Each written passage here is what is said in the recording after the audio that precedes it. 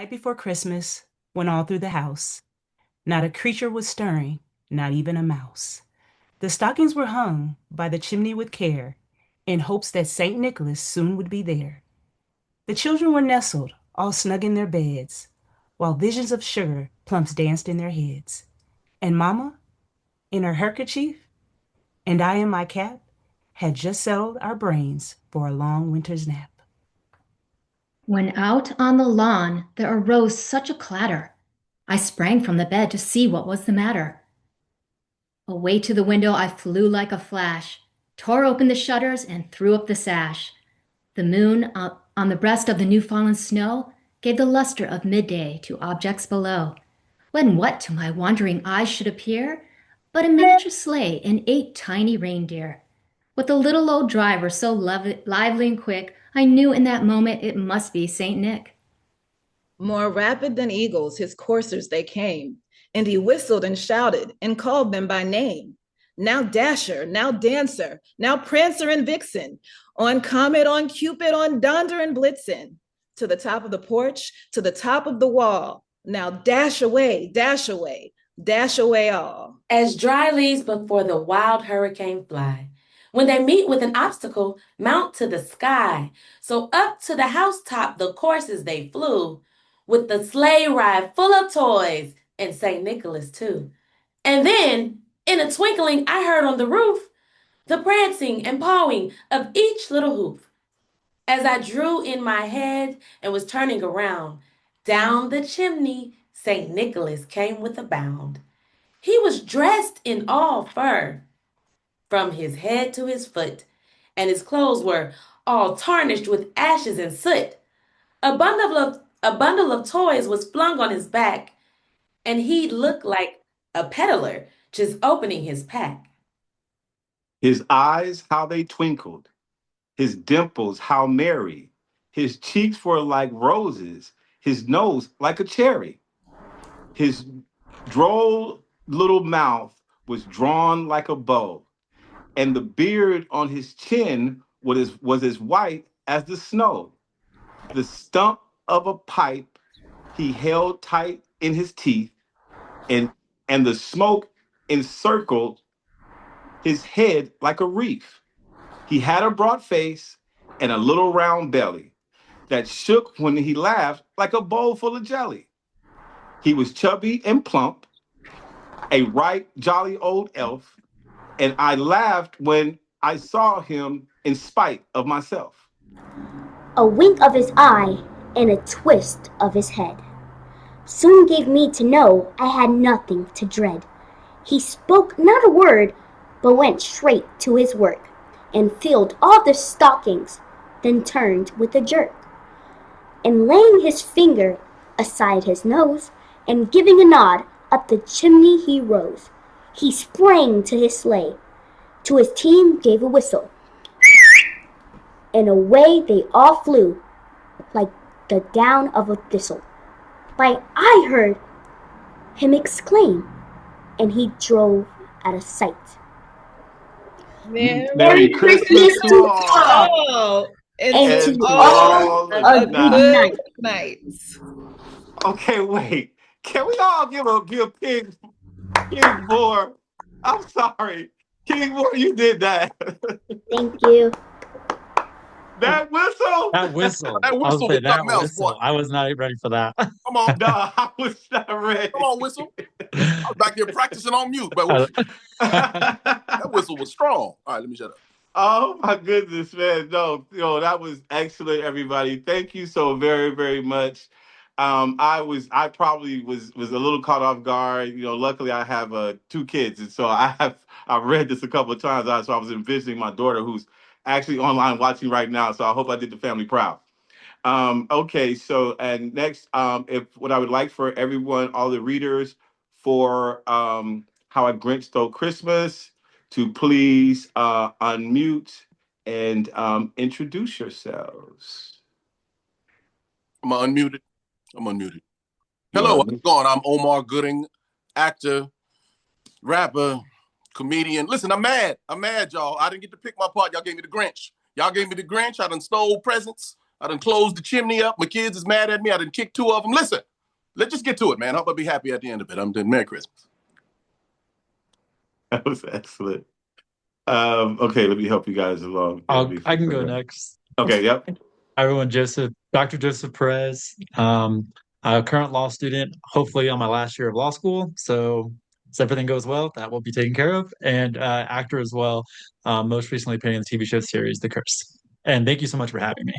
Of course. Gail, well, you've already introduced yourself. And so we also, so what we'll do is we have Chris, Kathy, Gail, and Joseph as narrators for this. We are all going to do the sing-along. When we get to that part in the script, there's no prompt. We all just sing along, right? And so let me get my script up just so I can follow along. We are about to read How the Grinch Stole Christmas, of course, by Dr. Seuss. And I will turn it over to... Van didn't get to introduce herself. Oh, I'm sorry, Van. You're right, Van. Hi, my name is Van. I'm Vancy on Doggyland. I'm Vancy on Doggyland, and I'm on Abbott Elementary. Nice. And Van, you are playing a very important role. You're playing Cindy Lou Who. So we have Omar Gooding as the Grinch, and we have Van as Cindy Lou Who. Ladies and gentlemen, How a Grinch Stole Christmas. Every Who down in Whoville liked Christmas a lot, but the Grinch, who lived just north of Whoville, did not. The Grinch hated Christmas, the whole Christmas season. Now, please don't ask why. No one quite knows the reason. It could be, perhaps, that his shoes were too tight. It could be that his head wasn't screwed on just right. But I think that the most likely reason of all may have been that his heart was 2 sizes too small. But whatever the reason, his heart or his shoes, he stood there on Christmas Eve hating the Who's, staring down from his cave with a sour, grinchy frown at the warm-lighted windows below in their town. For he knew every Who down in Whoville beneath was busy now hanging a mistletoe wreath. They're hanging their stockings. Tomorrow is Christmas. It's practically here. I must find some way to keep Christmas from coming. For tomorrow I know all the Who girls and boys will wake bright and early. They'll rush for their toys. And then, oh, the noise, noise. There's one more thing I hate. All the noise. Then the Who's, young and old, would sit down to a feast. And they'd feast, and they'd feast, and they'd feast, and they'd feast. They'll feast on Who pudding and rare Who roast. You turned the phone. Raw roast beef is the feast I can't stand in the least. Then they'll do something I hate most of all. Every Who down in Whoville, the tall and the small, they'll stand close together with Christmas bells ringing. They'll stand hand in hand and those Who's will start singing. And they'll sing and they'll sing and they'll sing. And the more the Grinch thought of this whole Christmas thing, the more the Grinch thought. I must stop this whole thing. Why, for 53 years, I've put up with it. Now I must stop Christmas from coming. But how? Then he got an idea, an awful idea. The Grinch got a wonderful, awful idea. I know just what to do. The Grinch laughed in his throat. I'll make a quick Santa Claus hat-tickle.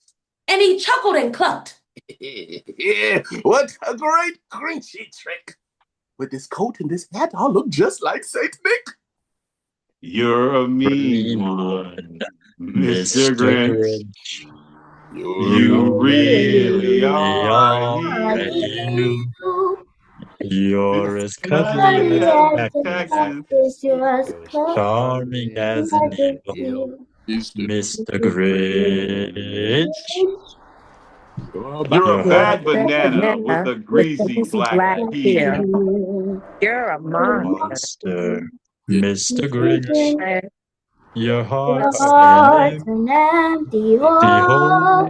Sing it. Your brain is full of spiders. You got garlic in your soul, Mr. Grinch. Grinch. Wouldn't touch you with the 39 iron foot pole. All I need is a reindeer. The Grinch looked around, but since reindeer are scarce, there's none to be found. Did that stop the Grinch? Ha! The Grinch simply said, If I can't find a reindeer, I'll make one instead. So he took his dog Max, and he took some black thread, and he tied a big horn on top of his head. Then he loaded some bags and some old empty sacks on a ramshackle sleigh, and he whistled for Max. Then the Grinch said, Giddy up! As the sleigh started down towards the homes where the Who's lay a snooze in their town. All their windows were dark, no one knew he was there. All the Who's were a-dreaming sweet dreams without care, when he came to the first little town of the square. This is stop number 1. The old Grinchy claws hissed as he climbed to the roof, emptied his bags in his fists. Then he slid down the chimney, a rather tight pinch. But if Santa could do it, then so could the Grinch. He got stuck only once for a minute or two.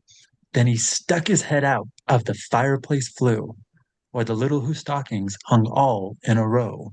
Those stockings are the first things to go. Then he slithered and slunk, with a smile most unpleasant. Around the whole room he took every present. pop guns and bicycles, roller skates and drums, checkerboards, tricycles, popcorn, and plums. And he stuffed them in bags. Then the Grinch very nimbly stuffed all the bags one by one up the chimney. Then he slunk to the icebox. He took the Who's feast. He took the Who pudding. He took the roast beast. He cleaned out that icebox as quick as a flash. Why, that Grinch even took the last can of Who hash. Then he stuffed all the food up the chimney with glee. And now I will stuff up the tree. As the Grinch took the tree, as he started to shove, he heard a small sound like the coo of a dove. He turned around so fast, and he saw a small Who, little Cindy who was no more than 2. She stared at the Grinch and said, Santa Claus, why? Why are you taking our Christmas tree? Why? But you know that old Grinch was so smart and so slick, he thought up a lie, and he thought it up quick. Why, my sweet little tot, the fake Santa Claus lied. There's a light on this tree that won't light on one side. So I'm taking it home to my workshop, my dear. I'll fix it up there, and I'll bring it back here. And his fib fooled the child. Then he patted her head, and he got her a drink, and he sent her to bed.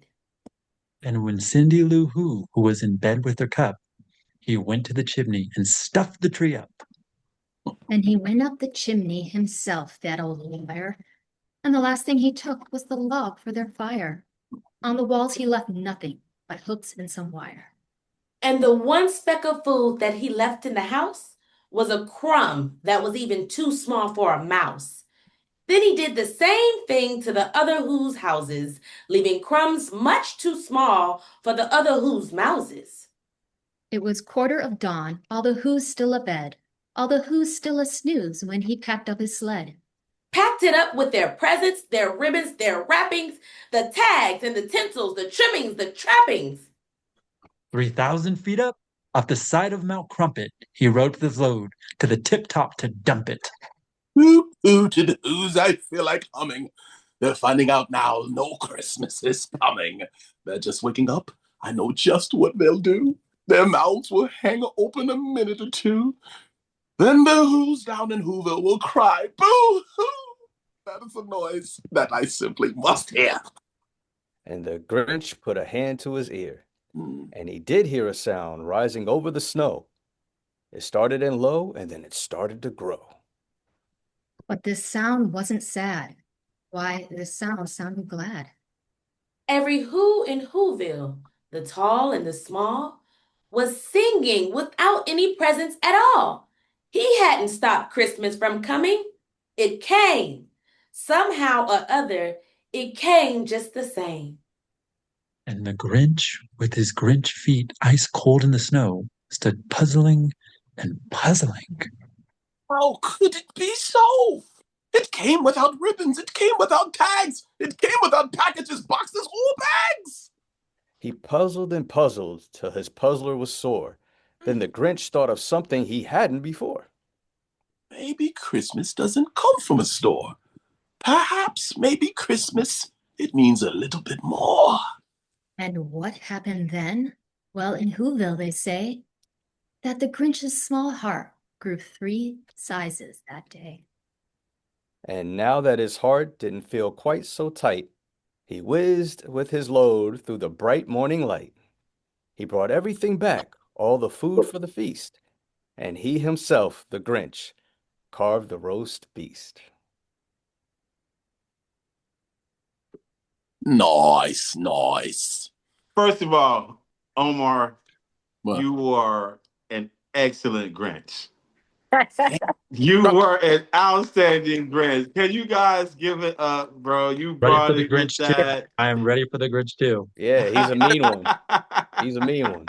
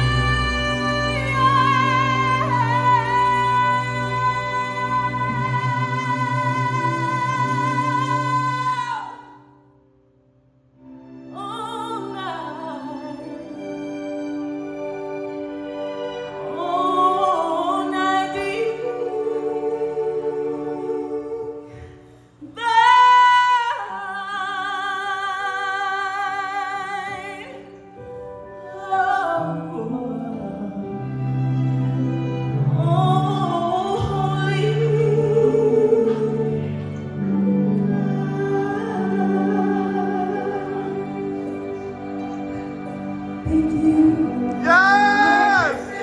Yes! Thank you, thank you, thank you. Change shall be paid for the slave.